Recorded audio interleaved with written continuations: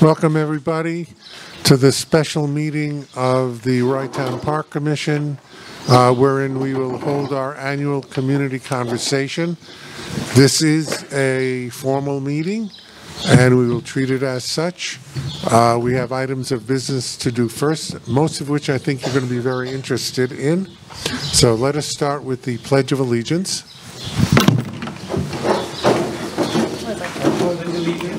To the flag of the United States of America and to the republic for which it stands, one nation, under God, indivisible, with liberty and justice for all.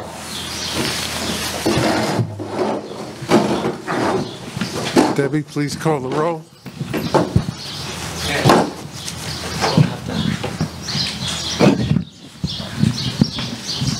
Commissioner Emily Hurd. Here. Commissioner Josh Cohn. Here. Commissioner Jason Klein. Here. Commissioner Lindsay Jackson. Here. I notice Commissioner Louis Marino is absent. President Zuckerman. Here. I'd like to introduce our staff, first of all, if I can see everybody. Russ Gold, our park director. Vic Federico, wherever you are. In the back, our director of facilities and maintenance. Mike Cancel, our ranger captain. Who else? Jerry Cavaluzzi, our lifeguard captain, here captaining for the first time. taking over a role that was held by one person, Mark Casada, for 40 years. Now we have to shoot. Welcome. I know you've been here before, but welcome to your captaincy. And of course, Debbie Reiser, our secretary to the commission. Have I missed anybody? We have a full agenda. I'd like to skip first to the last item before we get on to the resolution to authorize a contract with Simon Security for security camera installation at Rytown Park.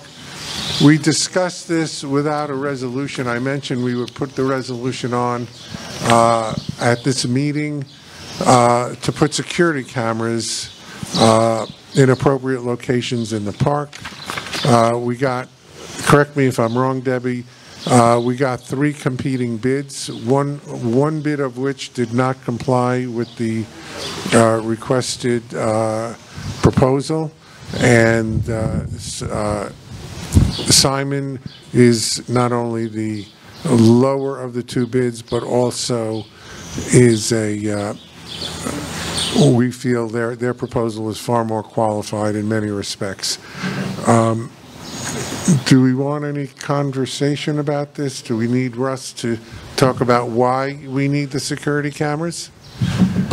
No? I think we covered it. I think we covered it at the last meeting. Yeah. Okay. May I have a motion and a second, please? So moved. Second. After you. Second. I third it. Thank you. Debbie, please call the roll.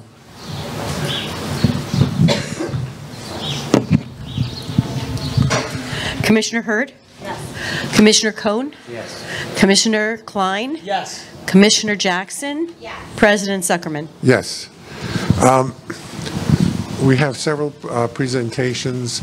The Rytown Park Climate Adaptation Assessment and Plan, Indigo River, all the way in the back there.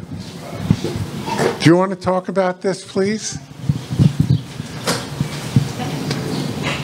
I remember about a year ago or so, we stood in the cold over there discussing this. Were you there? I wasn't. It was so. It was freezing. It was so cold. This is warm Glad compared. it's warmer. Yes, when we got the grant. Thank you. Yeah, thanks Introduce so much yourself. for having us. My name's Annie Boggs from Indigo River, joined by my colleague Alix. We are here today. We're working on a climate vulnerability assessment for Rytown Park.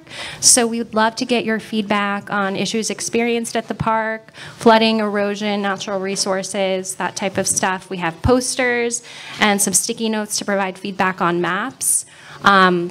We're supported also by the Long Island Sound Study, and we're excited to be here and just please stop by our table and any feedback you can provide would be very helpful. So thank you so much. Yeah, any questions? Well, we'll be at our table. Thanks so much. I just want to say that what Indigo River is doing as a consultant with Long Island, Save the Sound, et cetera, that's a goal that we've had for many years, is to increase sustainability. And we've been working on that independently as a commission. This is just another instance of going forward, this time hopefully with we have a grant to do this, so it's not costing the park anything to come up with this study, and hopefully whatever the study shows we'll be able to implement, hopefully with more grants. So thank you all. Our next item is a brief discussion about the capital projects. I just want to review how far we've come since last year at this time. Our beach level bathrooms are completed and ready for use. We have our mats have been, they actually have already been placed out on the beach for accessibility. Both pavilion roofs have been completed with the assistance, obviously, of grants from Steve Otis and the Assembly. The rest of the pavilion, the columns, contract has been issued, but that work will take place in September, immediately following the use of the pavilions over the summertime. We have the main project I think we're all looking forward to is the renovation of the main bathhouse interior. We have approval from both the state and the county for approximately $860,000, and we are proposing, hopefully, to go out to bid by the end of June. We're waiting for some paperwork from the state, but other than that, everything seems to be complete. Another project is the retaining wall over here, going from the bathhouse and down facing here. That money is basically in place through a grant from Senator Shelley Mayer and another grant that is in process from Steve Otis. And I am looking forward to that work being done immediately following the beach season. That'll obviously make a tremendous difference. And I know the Friends of Rye-Town Park are going to talk about other things in a moment. We just got approval. Actually, when I say just, I mean just. It was, I think, day before yesterday. I haven't even had a chance to advise the commission that our plan that was the study funded by FEMA for the stormwater management at the pond, excuse me, a plan was formulated by our engineering consultant, and although we did not get a FEMA grant at this time, we have gone through the Westchester County Stormwater Management Advisory Board and got their approval this past Thursday, I believe.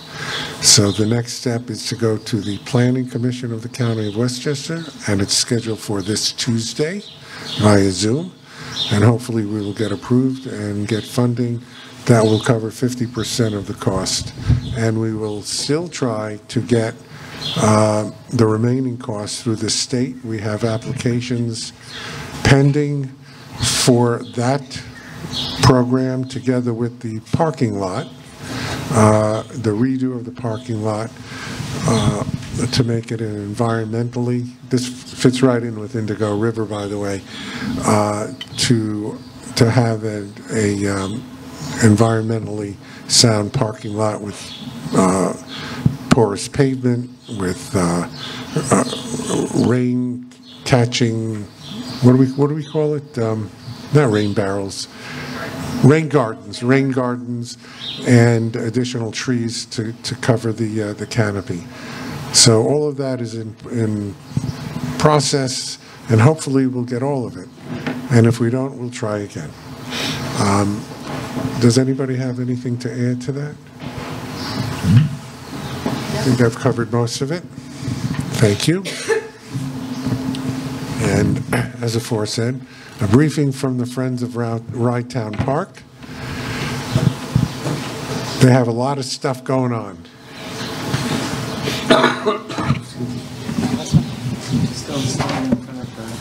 Just don't stand in front of the...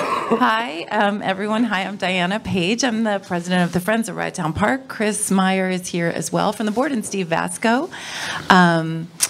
So we're really excited about a project that we are working on. Oh, hi, Lucy. I didn't see you over there. Lucy Burkhoff is here, too. We've undertaken a project to raise the money to restore the exterior of the tower building and the wall that runs from the tower building to Dearborn. So we initially were raising money. We were lucky and very happy to be the recipients of a matching grant from Sue and Ed Wackenheim. So we need to raise $200,000 by June 30th in order to receive $200,000 in matching funds. So that will be all the money we need to complete that work. Not just completely restuccoing the exterior of the tower building, but also restoring, it's hard to see from here, but the little rosette windows that are halfway up the towers, the windows, the openings at the top that have the two columns, they have a lot of rotted wood, and then completely restoring that wall over there on both sides, this side and the parking lot side. So there's a lot of repointing of brick that needs to be done. I'm very happy to say that we are just about $20,000 from our goal. So we need $20,000. Thank you, thank you. We just need about $20,000. That's all that stands between us and $200,000 in matching funds, $400,000 to spend on the park, which is so desperately needed. So I have actually some cards, and I gave some to Chris too, but our website is friendsofrtp.org. I've got some handy cards with our QR code. So anybody who wants one or can help us with the donation, we'd love to hear from you. And I think that's really it for this time. Thank you, Diana. You and the Friends all do a tremendous job, and we regard you as tremendous, more than partners to the Commission. And you're doing a lot of work that would not otherwise get done with taxpayer funds. So thank you so much. Benefits all of us. Not only the people obviously who are here and use the park, but the entire community. This park doesn't only serve residents of the city of Rye and the town of Rye.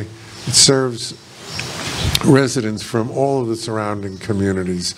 And people from Yonkers come here, obviously from Amerenik and Harrison come here, and this only improves what we have for everybody. So thank you once again. Our next item is a discussion of the off-leash dog permit administration. I think I'm going to turn this over to Debbie. Thank you. Hello, everybody. We have been working closely with the city of Rye to change the off-leash dog permitting process for Rye Town Park. As everyone I'm sure well knows, there is a wonderful community of dog friends of Rye Town Park that meets every morning, and for several hours dogs are permitted to run off-leash and play on the Great Lawn, and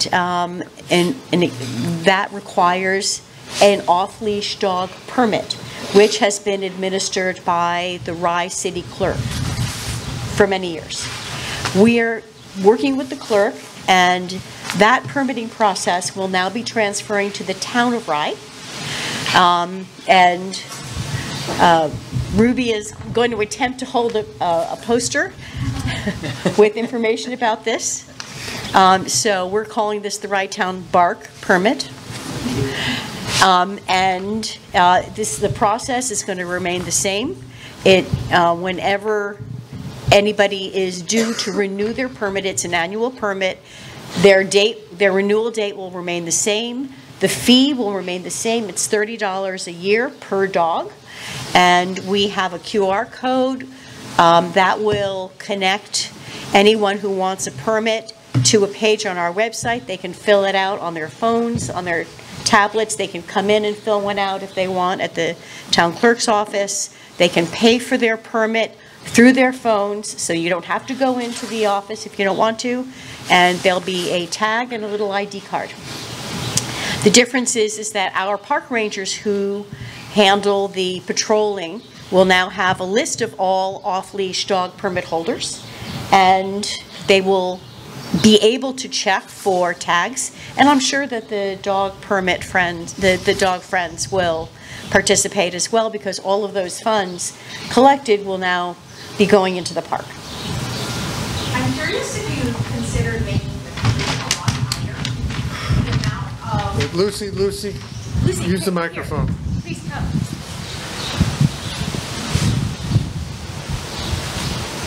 Hi, I'm just curious if... Introduce yourself, Lucy. I'm Lucy Burkhoff. I'm on the Friends of Rytown Park. I also live on Forest Avenue, and I come to the park with my family all the time, independent of my work here.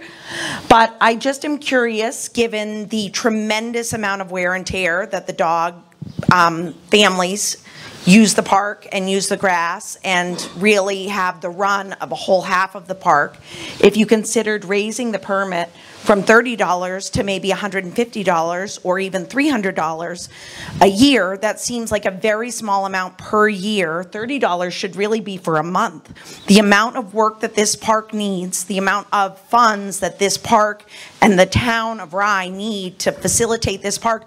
This year, $60,000 was cut from the lawn mowing budget and the actual lawn maintenance budget of the park. And that money could easily be supplemented by raising these fees to $300. It doesn't seem that crazy when you think about it on a daily or a monthly basis. $300 is really nothing to have this incredible waterfront dog run for your dog's use and for you to enjoy with your friends. When you think about the membership of a club, when you think about the membership of Rye Playland, of the waterfront, this is actually insane. It should be so much higher. It really probably should be $500 or $750 a year. Our park is falling apart. We need all the funds we can get, and these families are basically using our park for free. So I would strongly urge the commission to drastically raise these rates, and please restore the $60,000 to the mowing budget. People are complaining all over town that the park is not mowed. I am begging you to raise these fees. Thank you, Lucy. Even though the process will be maintained in the town of Rye, it will be the commission that does set the rate, and we will discuss that at our next budget session for next year. As of now, because we're just transitioning, we're not changing anything regarding the dog permits. And it's a discussion that we can have in the future. Thank you.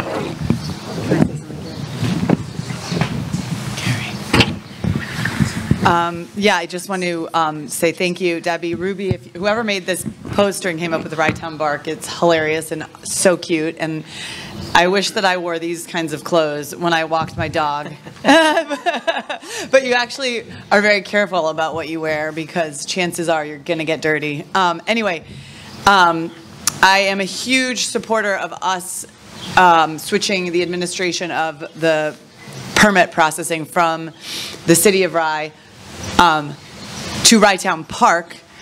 I'm not sure, I guess that means that Rytown will run it. I just want to make sure that it is only the commission that is in charge of it, that it will be having access to the permit fees. I have more comments, but if Debbie, you want to address that. Yes, because it is the function of the clerk to administer permits, it made sense to transfer from the City of Rye clerk to the Town of Rye clerk. And we have the infrastructure all set up, the IT is all set up. So it's literally just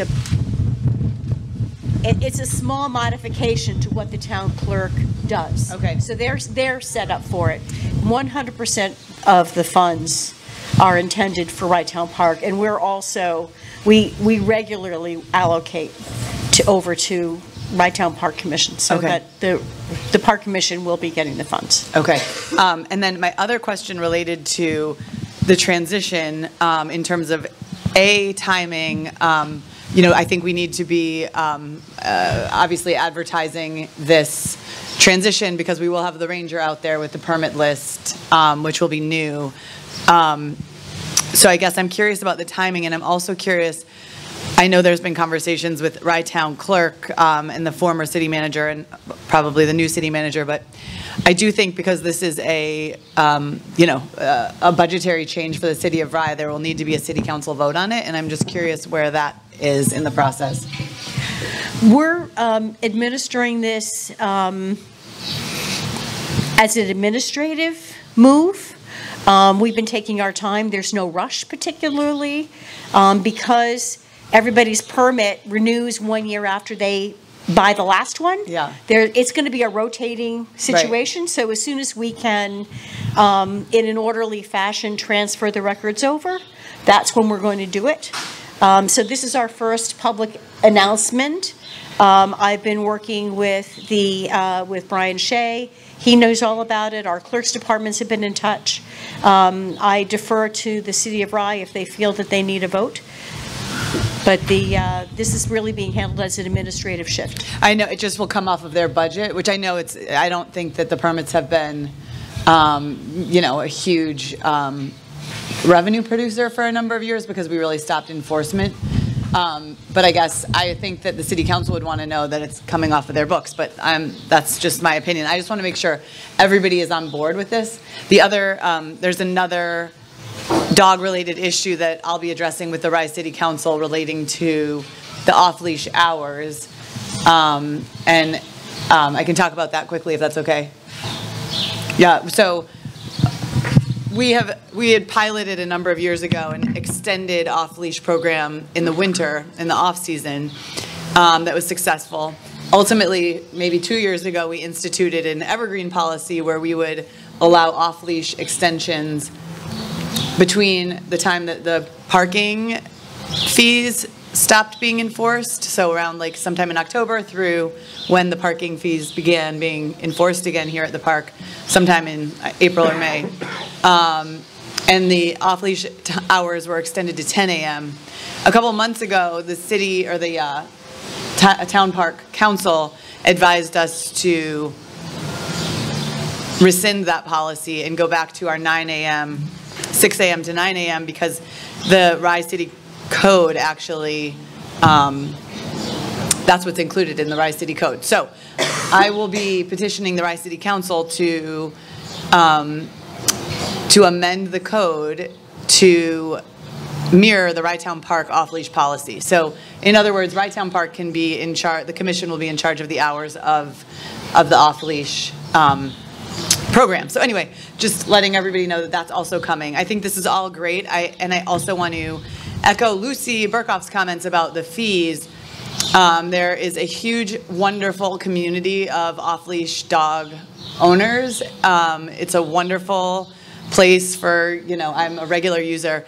I think $30 is really a small amount. I agree that this is a transition and we want to make sure that runs smoothly, but at a certain point, I will definitely encourage the commission to revisit the fee so that we can start putting that money towards good use in the park. So anyway, I love this program. Rye Town Park is so great, and I encourage everybody to come check it out.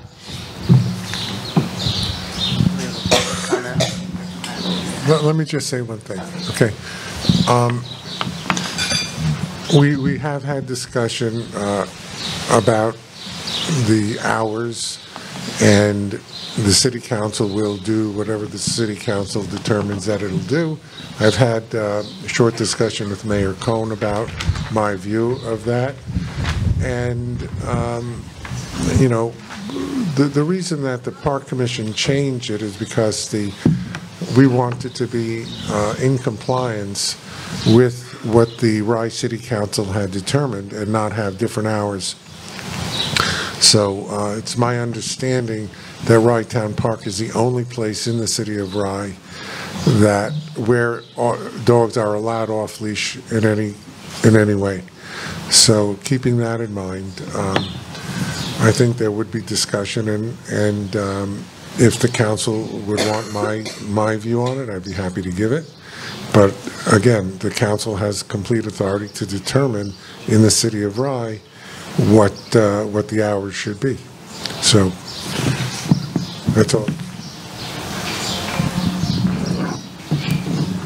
Just quickly, I wanted to comment a couple things. I do agree that the fee is a little bit out of line, perhaps, with the wear and tear, so I appreciate those comments and Lucy's comment and that discussion. For, I think, the Friends, sorry, I don't know where to look, but for the Friends, I think our biggest issue is really enforcement. I'm in the park all the time, as you might imagine. Dogs are off leash 24/7. They are off leash at every time that I walk into this park.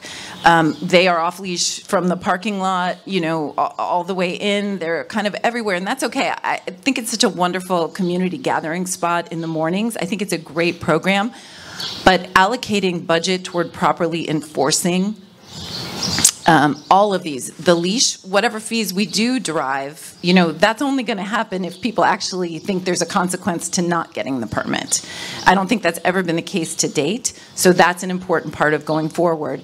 And then separately, because we spend $25,000 a year and a lot of time and effort to manage all of the gardens, well, not all, not that one, but 20 of the gardens throughout the park, you know, it is discouraging to come in and see people, you know, letting their dogs run through the gardens, pee in the gardens. There's dog poop that hasn't been picked up every single time I walk through this park. So those, you know, those things do have to be taken into account as you think about how to enforce this. It's such a great program and we love it too, but the enforcement piece is really important. Thank you. Those comments are very appropriate. Thank you very, very much. Before we go on, I just want to acknowledge Assemblyman Steve Otis sitting in the back. Steve is a great friend of the park. You missed my earlier comment, Steve, when about all the funds that you have successfully obtained for Rye Town Park over the years, including most recently the pavilion roof. And we thank you for that. And also, for your information, Steve is one of those dog friends of the park.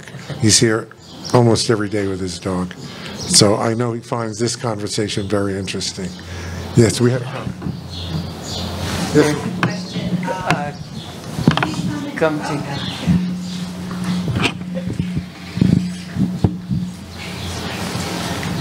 Hi, I'm Tracy Starr, and I'm a dog owner, and I come to the park, or my husband comes to the park every day, and we appreciate the... Yeah, because otherwise we'll Okay. We appreciate the luxury of being able to bring our dog and be off leash. I just renewed my permit, and I know that all Rye residents have to register their dogs in the city of Rye, and I just thought that was part of the fee. I guess I didn't really know what I was paying for. I thought just to register and you have to renew it every year. I didn't realize it was for the off-leash, or maybe I did. But anyway, what will change with the registering of dogs in the city of Rye? And will that have a fee or not a fee? And I know that this is the only place that you can be off-leash, but just was wondering about that. That's not, that is not going to change. You will still have to register your dog, get your dog license from the city of Rye if you live in the city of Rye.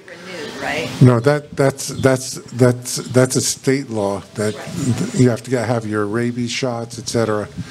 Right? That is separate and distinct. So that if you have a dog and you live in the city of Rye, you have to go to the city of Rye clerk. If you live in the town of Rye, you have to go to the town of Rye clerk. If you live in Mamaroneck, you have to go to the town of Mamaroneck clerk to get your dog license. The off-leash permit is separate and distinct from that. It's a separate fee and allows you to come to the park and have your dog off-leash during the appropriate hours. So through the education of this new permitting process, you may want to include a reminder that everybody should be registered. It would benefit all the municipalities or the towns. Excellent suggestion. Thank you. Thank you. In fact, one of the mandatory fields that has to be filled out in your off-leash dog permit application is your license. So it's mandatory that a dog be licensed in order for the owner to obtain a permit.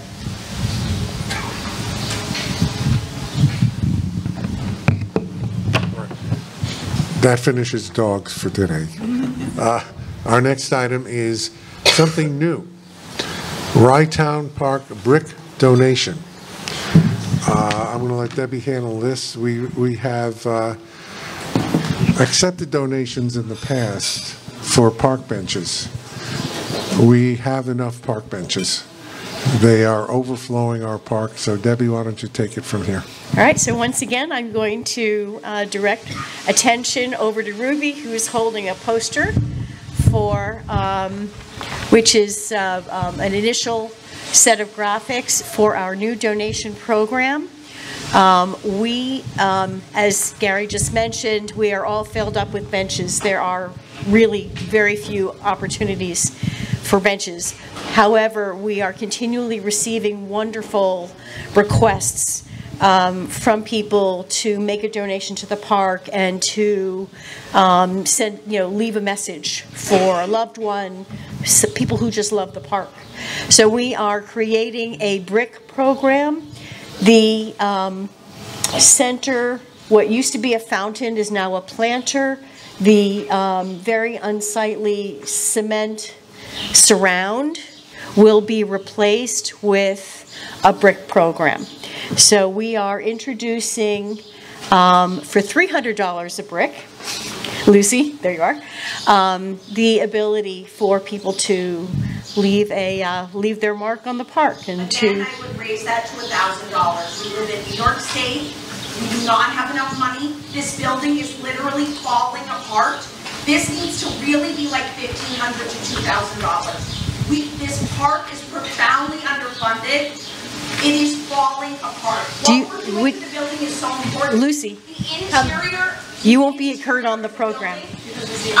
We are living in 2025. We all need to wake up to the cost of what it takes to run this park in an effective and beautiful way. This is giving this away. Every single cost at the park needs to be profoundly re-examined in the current economy of what it costs to run things in New York State. The park finances need to be run responsibly. The fact that this building has been left to languish for frankly since the 1950s on the interior is shameful. This is a treasure of our whole sound, from starting in New York City all the way through Connecticut. This park is an incredible treasure that serves people from every income level from this entire area. So if we don't start taking this seriously and actually putting money where we are accepting fees, which is the easiest way to raise money that we need to maintain these buildings, we are wasting all of our time. You guys are, many of you are volunteers. Many of you are really not getting paid for the amount of work that you do. Many of us are volunteers. We are all working as hard as we can. If we're not taking in the funds appropriately where it's available, then we are idiots. Thank you, Lucy. Just a comment, and hopefully this will spark future conversation. It's a really difficult dynamic, right? The Friends of Rye-Town Park is currently experiencing amazing leadership. Steve, I don't know if you saw that Diana Page and the Friends secured a $200,000 challenge grant and will raise privately, which is probably the first time anything like this has ever happened at the park, $400,000 to address the crumbling tower building. And it truly, Lucy's point about it languishing for a long time is, I've been on the commission for 6 years, and we sit there, scratching our heads about what to do because it's such an enormous project, and the Friends have creatively and aggressively committed to restoring it, and it's just incredible. So I just highlight that, and I say that because in the midst of this incredible restoration that they're doing, I see the Rye Town Park also initiating programs like the BRIC program, which I think is a great program, but I do think there needs to be full cooperation and discussion with the Friends of Rye Town Park. Frankly, I don't know. I mean, I think we have a fundraising line in our budget, and maybe that's where that goes. And I know people have bought park benches in the past, and luckily we've decided to stop with the benches because we do have a lot of benches. But this is a beautiful place to memorialize someone who's passed that loves the park.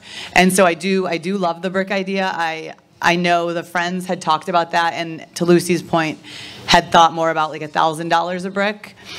So I just feel like there's a bit of a disconnect between the incredible effort of the Friends to beautify the park and some of the initiatives on the part of the it's not the commission, frankly, it's the administration. And so I just want to make sure that we're communicating and that we're not duplicating efforts or undermining efforts. You're wasting opportunity. This is an opportunity, and it's an incredible opportunity. This building is going to deteriorate before our eyes. Honestly, we have to take every opportunity we can to live in the current economy. We are in 2025. We're not in 1950. We're not in 1990. It is time to wake up to when we live. Yeah, for just Lucy's point where that anyway, so I guess I'm just encouraging the administration to, on projects like these, to work with the Friends. And the reason I raised the point about the Friends not always being so active is because it's, you don't want to link every project of the park to the Friends in case, God forbid, in 10 years, Chris and Diana and Lucy are not active or have moved to Florida and Steve, sorry, in Bermuda or something. No? Yeah. Anyway, but I do think we need to do a better job of communicating these projects to the Friends because they're such incredible advocates of the park.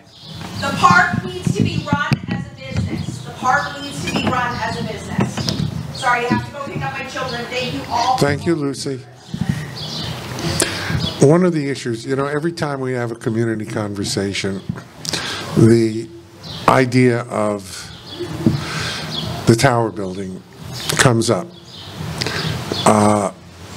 We had an estimate years and years ago to restore the building, $15 to $20 million. And then the question comes up, well, okay, what are you going to use it for? And we've never come up with a satisfactory answer to that question. When I first became town supervisor, we actually had an RFQ put out, request for action RFP for proposals as to what to use it for. Some answers came back, none of them satisfactory. The closest one that we were considering was to make something like a European health spa out of the building. That flew for about 2 minutes. And we keep coming back to the question of what are we going to use it for? The original use of that building was as a men's bathhouse. And there are lockers in there. And in the old days, when it was built, people came to the beach, men and women, dressed, men with ties, women with flowing skirts. They would change. They would use the tunnels to go back to the beach. They would come back, shower, and then go. That's not how the beach is used anymore. So the question, and also is my understanding that the Park Commission used to use the building as their meeting house. What I'm proposing to do, we have what is called the consolidated funding application, and I've asked our grant writers to look for grants to study what can be done. Have a professional consultant look at it. That hopefully won't cost the commission money for that. The alternative is for the commission to put money in the budget next year for a consultant to do something like, you know, go out to the community, like all of you, but the broader community. What do you want this building to be like? For what should it be used? And I remember at one community conversation, somebody came forward, I'm not going to say who it was, said point blank, you should knock the building down and build something else. Well, that didn't go over very well, but it is still a question as what shall we use the building for? How shall it be renovated? And that question keeps coming back. Emily. Yeah, I guess, I mean, maybe I was the one who said I think we should knock it down, because I think... No, you weren't. It wasn't me? Okay, well, I've thought it. You supported the person, but it wasn't you. And the reason I've thought it, in spite of the fact that it's you know, on the historic national registry and a total gem, is because the conversation around the tower building forever was that it's going to cost $15 to $20 million to restore it. And here we have the Friends of Rytown Park restoring the exterior of the building for $400,000. I mean, so this to me is this like really tough sort of dynamic between government and business. I'm thinking of Lucy saying run the park like a business. I think that the Friends are using like creative and non sort of overly bureaucratic ways to approach restoration, which is incredible, and it's going to be unbelievable when it's restored. With respect to the interior of the building, I'm kind of thinking of Lucy in the back of my mind, because we don't need any grants, I don't think, to look at what to do with this building. There are 2 offices in the, we need tours of this building, right? There are a couple offices in the bottom floor that are occupied that desperately could be updated, right? And there's one community room up top that, and then there's a bunch of cellular equipment, right? Like, so I just don't, and we have a ton of storage underneath. We've got beautiful new bathrooms. I just don't know that it is it's worth our time. I think that figuring out a way to restore the community room and rent it out to community groups would be amazing. And let's work closely with the Friends on that project once we get done with the tower building, because they've managed to figure out ways to do this much more efficiently and affordably than the municipal governments have ever been able to do. And so I just don't think that we need to, I think that we've, like I said, scratched our heads and tried to come up with these grand solutions to this for so long that we kind of missed the boat. Like, let's fix the exterior, let's improve the community room, and then let's use it. We don't need, like we had talked about like spas and like restaurants and all these things. Like, I just don't think that the building actually, if you go through it, has the space for really much more than the offices and the community room that are there. So my perspective on this is, let's take advantage of the, you know, the incredible efforts and good work of the park right now. Russ is looking at me like you're totally wrong. But I'm looking at you too. Yeah, but anyway, that's my personal perspective on it. So, yeah, you're not totally wrong. Not even close to totally wrong. But the idea, or at least my thought, and I've expressed this to some other people, in order to effectively reimagine how we could use this building, we need to gut it. Over the decades, there have been so many non-weight-bearing walls and little, you know, offices and things and rooms and stuff carved out, put up with either cinder block or just studs and sheetrock and stuff. You know, when I give tours of the building, I just hope there's cheese at the end. You know, because it's really a maze. It's a little warren. It's crazy. It's like, and then you get into the basements. It's like the catacombs in Paris. It needs. Again, this is just my thought. We can't reimagine how to repurpose the building, how to reuse this building until we know what the available space is. All right? Russ, to that point, do we have architectural drawings of the building? I mean, floor plans of the building? I don't believe so. There may be the last thing that was provided by. Yeah. There was a full study conducted in 2005 2005. I could be wrong on that. Lisa Easton created an extensive set of architectural plans when for the Rytown Park Commission when she was preparing the park's application for designation as a National Historic Place. And we have those binders, and we have extensive drawings. Because I think Russ brings up a great point, and this is what I argue about with my house, much to Brian's dismay, that once you kind of take everything apart and see what you have, you can't really judge it. So I think that's a great idea. A lot idea. of times people, think, oh, it's landmarked, so you can't touch it. No, the landmark status, and correct me if I'm wrong, just primarily applies to the exterior. Now, once you go inside and stuff, then you're free to do what you want. Russell, but again, go ahead. What you're saying is very valid. I mean, I have been in that building many times. It is a warren of. I go in. I still don't know where I'm going half the time.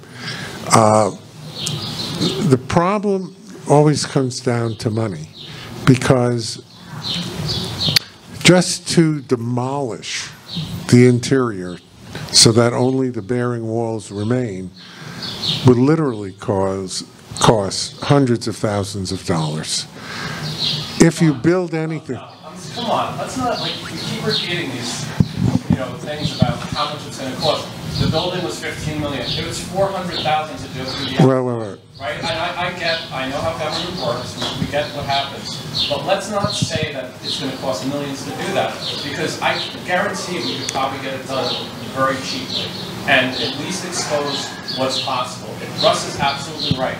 This incremental thing is how you need to go about it. You don't have to do 40 million. You don't have to do 50 million. We can go incrementally, knock the walls down, and at least see what's possible. You will. Hi.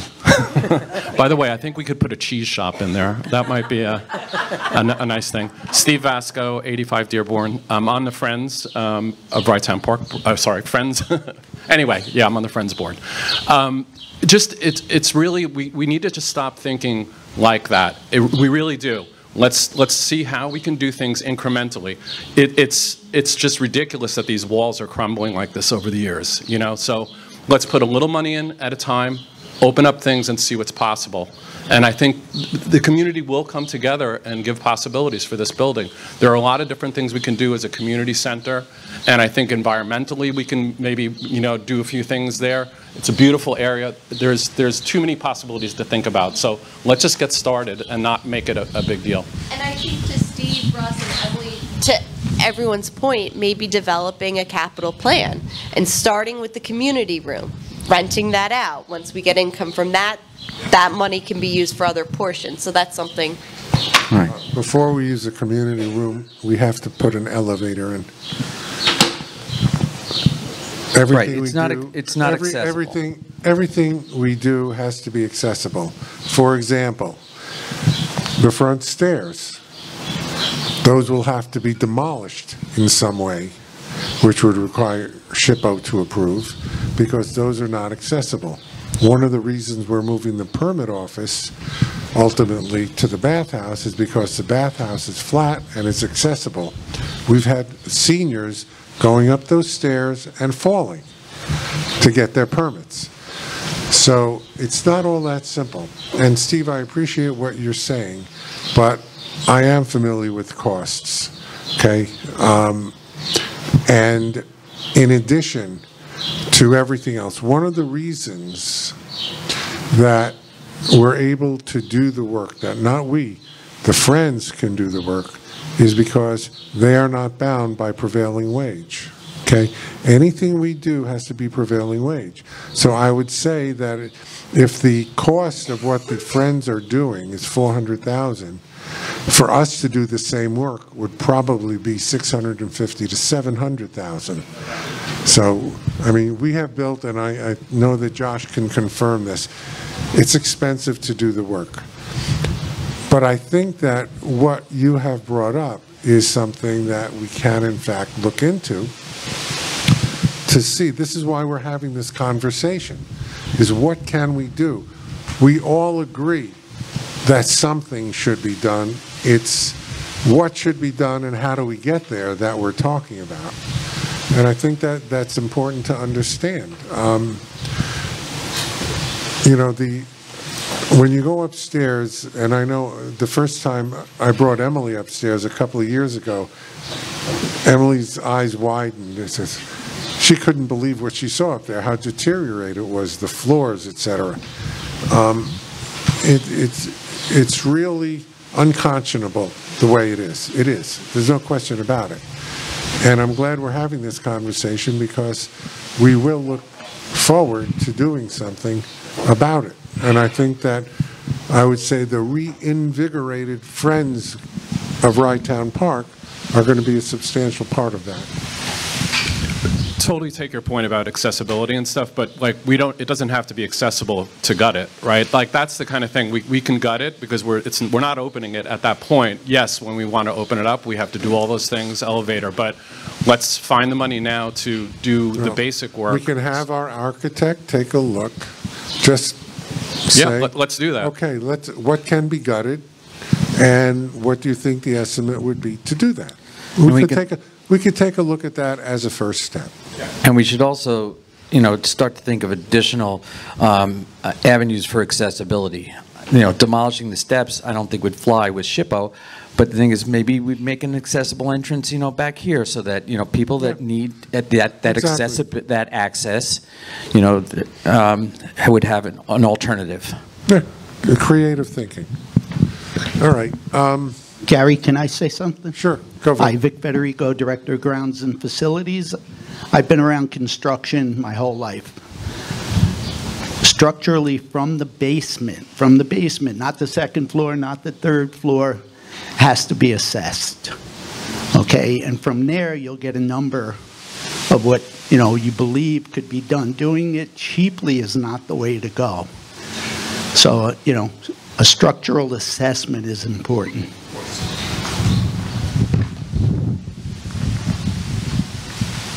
Do we have any comments? Other than the tower building, any other issues that you would all like to bring up?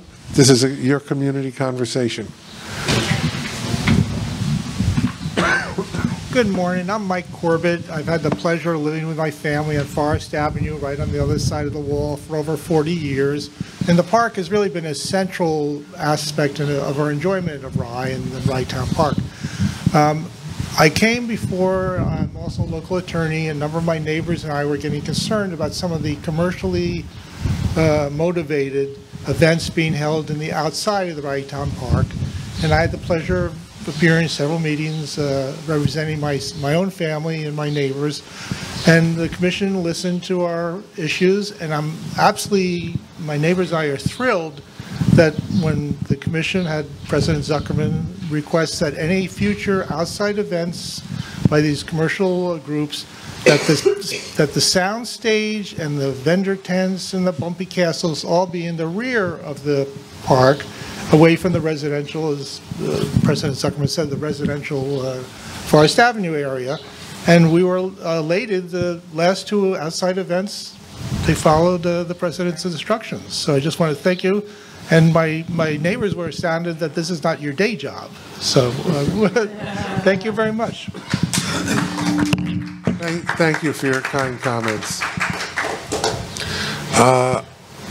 Before we close, okay, please, and then we'll have, I was going to ask if Steve wants to talk. No, I just wanted to ask, I knew I missed it, but is there any plans for the... Oh, sorry, Ann Verostro, Portchester. I just want to ask if there's any plans for the north bathroom, just because they're really, not nice.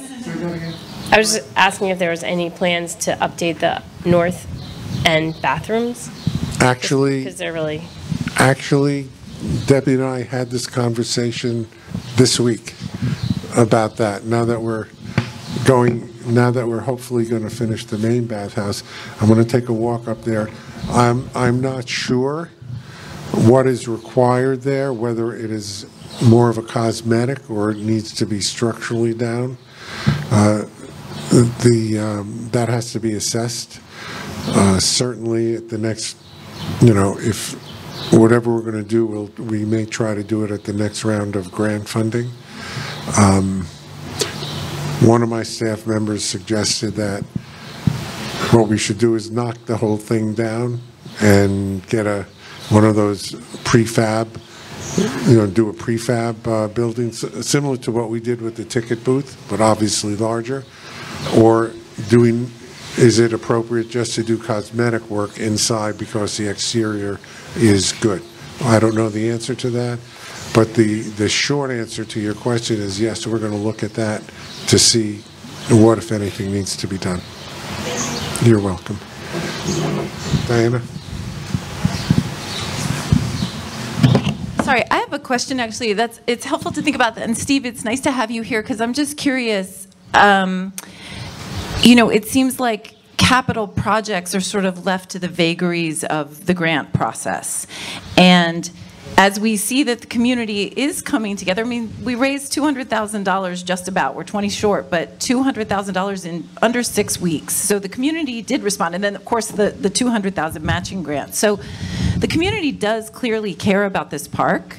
And I'm curious, as we look at the deterioration that the Friends is not addressing and that you guys are not addressing at this moment, things like the north bathroom, is there, and Steve, you might be able to answer this, it is historically protected. Does any state funding come with that protection? Or does, how do we approach budgeting for this park so that it's not left to the vagaries of the grant process, but that it is thoughtfully planned for, in advance with dollars? I don't know if you're the right person, Steve. Thank you.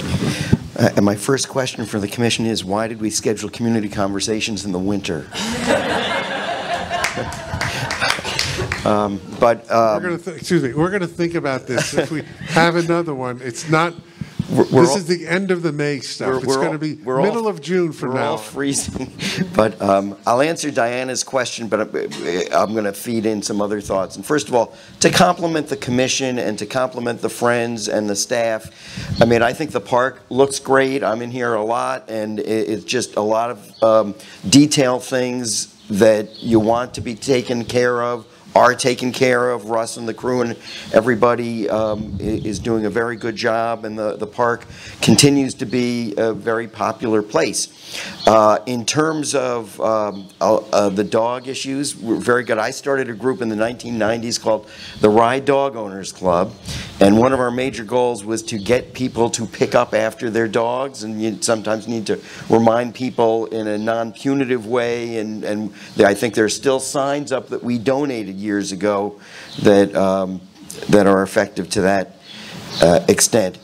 In terms of the building issues, I mean, actually, there have been numerous state grants for that building, for the pavilions over many years, many iterations. When I finished up being mayor, one of the last projects we did when Joe Carvin was the supervisor of the town of Rye is we got some state grants to do the roof of the tower building. And I dare say, had we not done that, I don't know that the tower building would have survived as long as it did. But clearly... I think Bobby was the supervisor. No, Joe... When we did the roof, Bobby was when we did these pavilions. When we did that, it was Joe. But there are lots of funding streams available. I work with the City of Rye, with the Village of Portchester, with the Town of Rye, and all sorts of grant opportunities, and including the parks. So I think we can stay at it. I personally, I'd say, I think this is a very valuable building. We should get better use of it, but aesthetically, this is part of the signature look of this park and this community, and we should stand by that and find better uses for the inside. Most of it is sort of wasted space right now. But I just really wanted to thank Debbie also for all of her work. But there's lots of good stuff going on here. And so you should all be proud of the progress. It's been a team effort, and a lot of the improvements visually, landscaping-wise, attention to detail. it's all going in the right direction, so keep it up, and certainly I'm here, and Shelley Mayer couldn't be here this morning, but she and I are partners in trying to find funding and other ways to help, and always eager to be an ally with all your good work. So, thank you.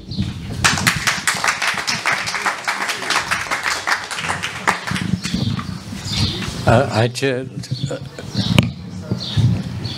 like to add the city's thanks to Steve for all the help that he provides to the city of Rye.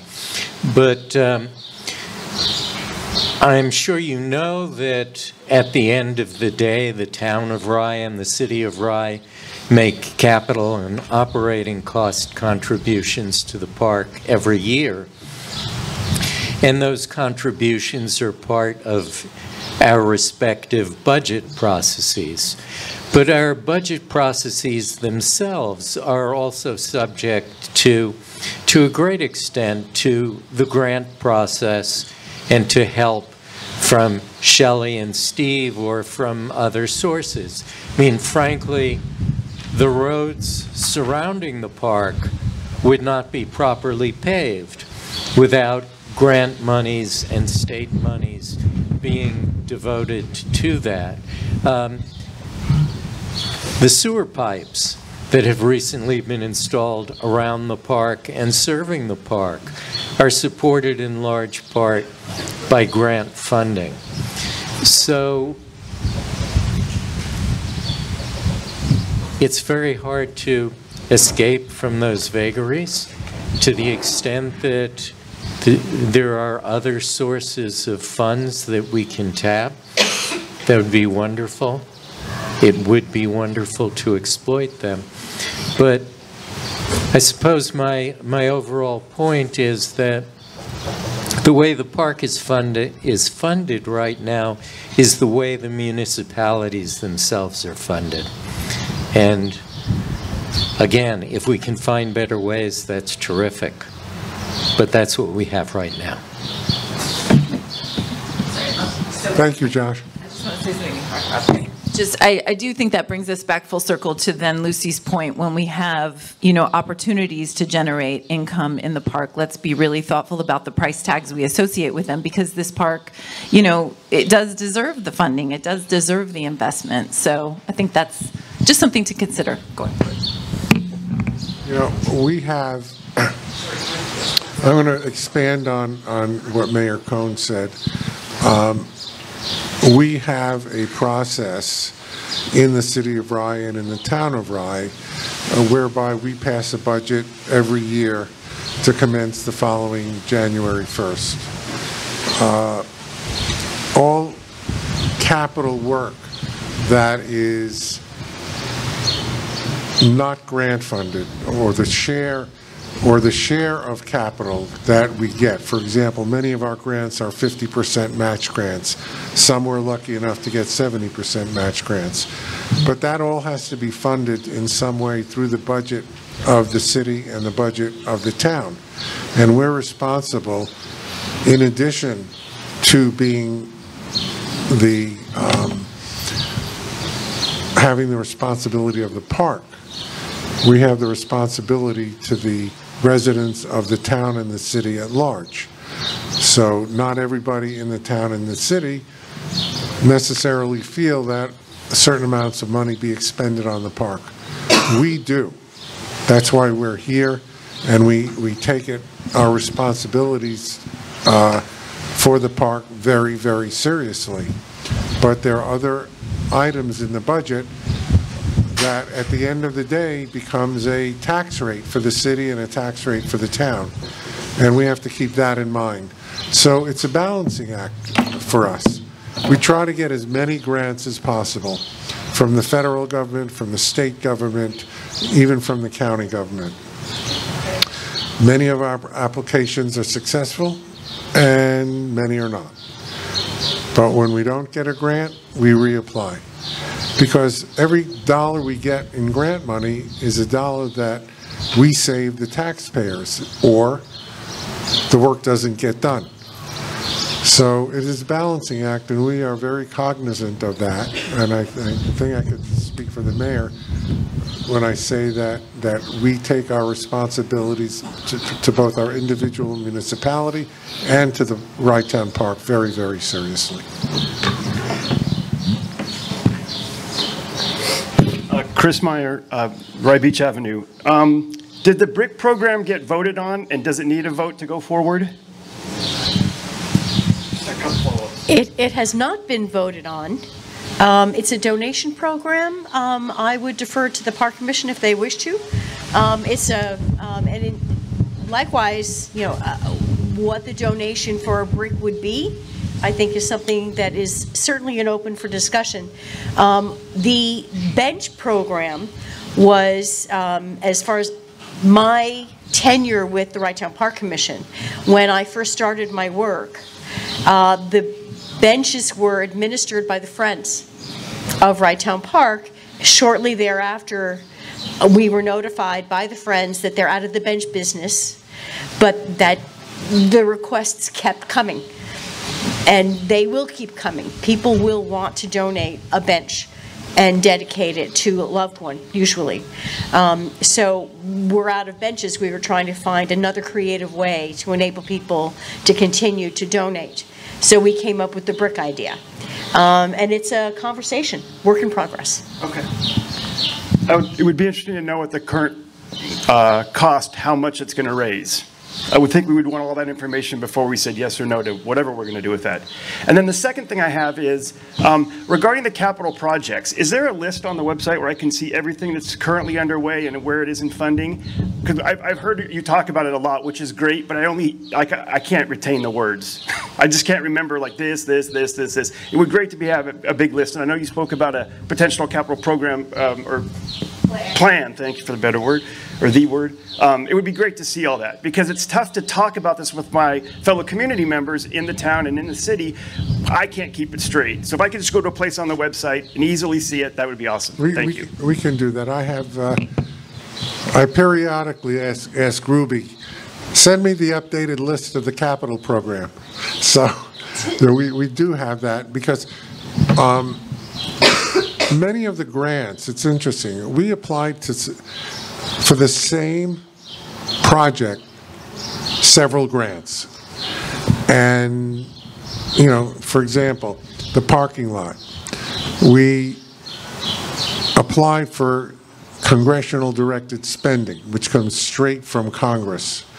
And we were on Senator Schumer and Senator Gillibrand's list that actually got through the Senate Appropriations Committee, which meant it was one vote away from getting funded.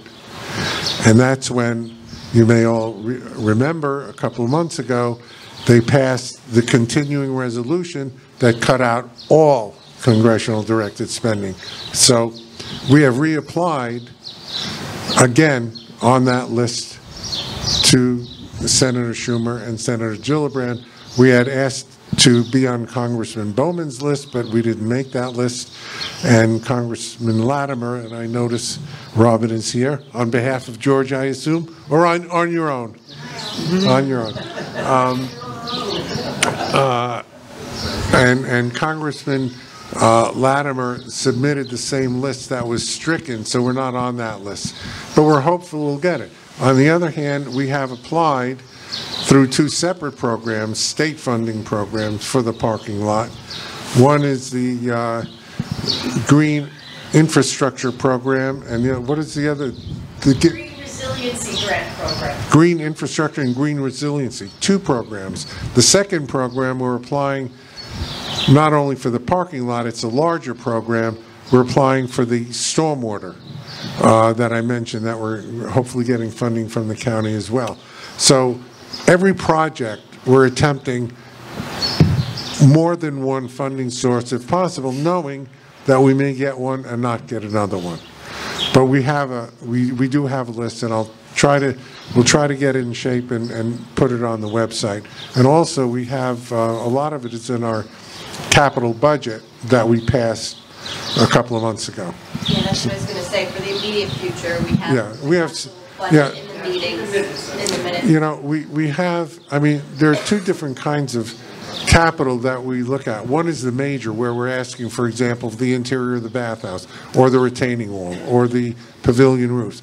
And then there's the ongoing small capital. For example, we had to replace the gutters at the Barley Beach House, and things like that that are strictly done with our funding and not grants. So it's like juggling a lot of balls at one time. Hopefully, only a few fall. Thank you for your question. Anybody else? Are we going to make a motion to cancel? Yeah, we're going to do that in a minute. First of all, are there any comments from the commissioners? Any additional comments? Going once? I just want to acknowledge the staff in the hard work that went into preparing for this season and the hard work ahead of them, and thank them for their dedication to the park. I feel like I've been very quiet this meeting, so I'll say a few words. I mean, there have been a lot of great conversations here. I think, a lot of good topics have come up. Certainly regarding the dog fees, I think, we can look at raising that a little bit as we move forward. It could be a good source of income. And, with the brick donations, my only thought on this is that it might be worthwhile to have varied levels of giving for different projects. If you have a few different things that people can give to, then people have options, because not everyone's going to want to give, they're going to want to give what they can afford. And so, and still be part of this. So if there's smaller things that maybe some people can give to, but then larger items that people can really feel like they're part of and getting behind, I think you'll end up having more of a balance and being able to attract more funding that way. And being involved in municipal government the way that I am, I certainly understand the challenges of capital improvements. And I think it's a lot easier when you're talking about one municipality as a whole. So if I were just talking about the village of Rybrook and what capital improvements we needed within our village, then we're looking at bonding, we're looking at how to upkeep our facilities. When it's a mixture of multiple, and you've got the town, you've got the village of Rybrook, village of Portchester, city of Rye, you've got a lot involved, and so it does become a little more complicated of where that responsibility lies and how to raise the funds. But certainly I think all of us here are dedicated to trying to make this park the best place it can be and move it forward in a positive direction. Thank you, Jason.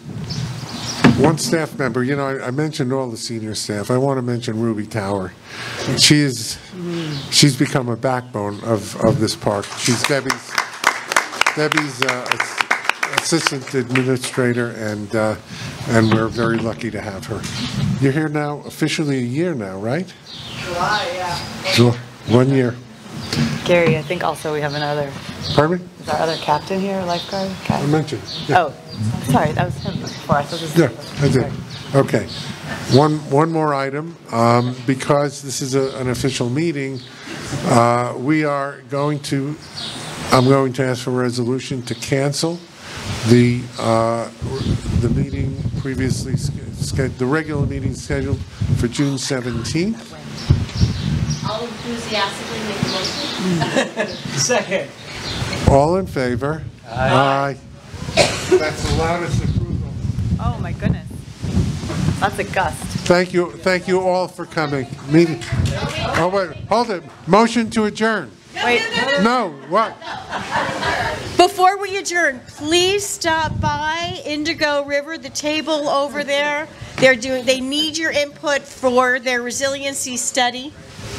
And we also have our chairman of our RISE Sustainability Committee here with information about all kinds of programs that are coming up.